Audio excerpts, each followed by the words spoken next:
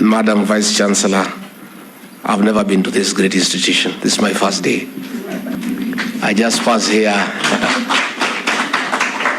on my way to Nyeri, on the slopes of the mountain where I was born and brought up.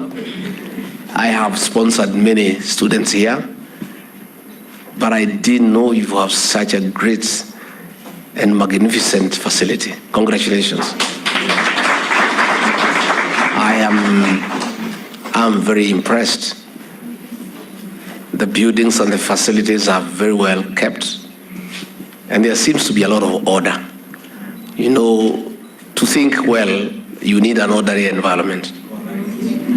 And I am amazed, and I'll create time to come and visit this great institution. I want to encourage our researchers and innovators that the New World Order calls for very serious research and innovation. Those of us who don't want to research and keep up with the times will be left behind with the archaic age. We must move with the times. The world now is a global village. Technology is the in thing. The tech industry is the in thing. And for those of us who won't remain behind, you'll be out of touch with the reality. I want to encourage our pharmacists to also go out the extra mile and invest in establishing pharmaceuticals industries in this country. With this research and innovation, there is no reason for us to continue importing drugs from outside Kenya. And if you do that, you'll be our friends with the president, because anybody who creates a single job is our friend. Because we have 6 million young people out there without employment. So if we create and establish pharmaceutical industries in this country to manufacture drugs and other non-pharmaceutical products, you not only pay tax for our revenue requirements, but you also create employment as well. So I really want to encourage you that we shouldn't rely so much on imports. With research and innovation, we should be able to manufacture our requirements, our pharmaceutical requirements within the Republic.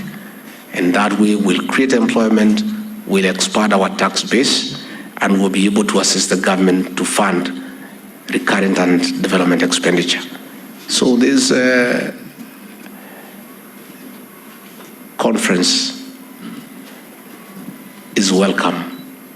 Please continue, be innovative, think and think well, translate the thoughts into something practical, and that will be a good thing for this country.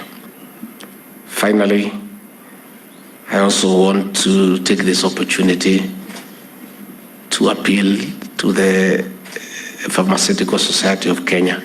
Today, on behalf of the President, I have inaugurated a steering committee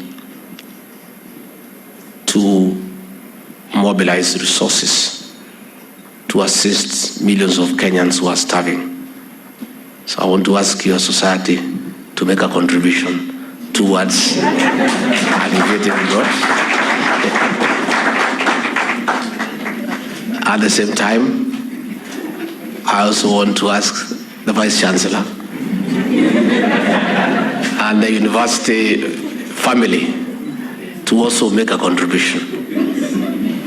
From the staff, the university itself, and the students as well. Today, the Kenya Defense Forces of the Republic of Kenya have undergone 1 day's pay towards the National Appeal Fund for Drought Mitigation, and given us 130 million Kenya shillings. So I'm appealing to everyone, including students. They can give us 50 bob each, is good enough. And the steering committee will be, this evening, be announcing the paybill number so that everybody who wants to make some contribution.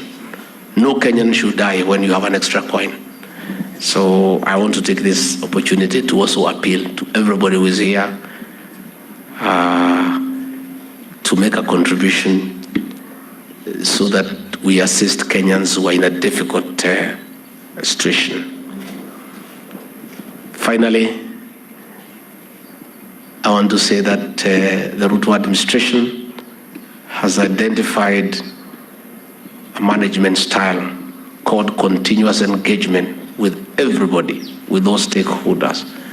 So anytime you want to interact with the president, with myself and the rest of government, we are available 24/7. Our reasoning is simple, very simple. We don't know everything. None of us has monopoly of knowledge. Everybody, including jobless young people, know a thing or two. The fact that they are jobless does not mean their brains are diminished. They have an idea. And the president and I and the rest of us want to enrich our thinking from contribution in terms of ideas from Kenyans. The president has said again and again that he has good ideas, but a good idea must give way to a better idea, and a better idea ultimately will give way to the best idea. I appeal to the people of Kenya not to abandon President William Ruto and I in matters of ideas. We ask for your contribution. Where you think you can make a difference as a Kenyan, where you think you can enrich the thinking of the president on how to improve lives, how to improve the quality of life, please don't hesitate. And that is why in matters of education, the president has established the Presidential Working Party on educational reforms. That team of eminent professionals and educationists has gone around the country and received memoranda and ideas on how we can improve our educational system. Never shy away from making a contribution. Whatever you know can help this country. With those many remarks, thank you very much. May God bless you and bless you abundantly.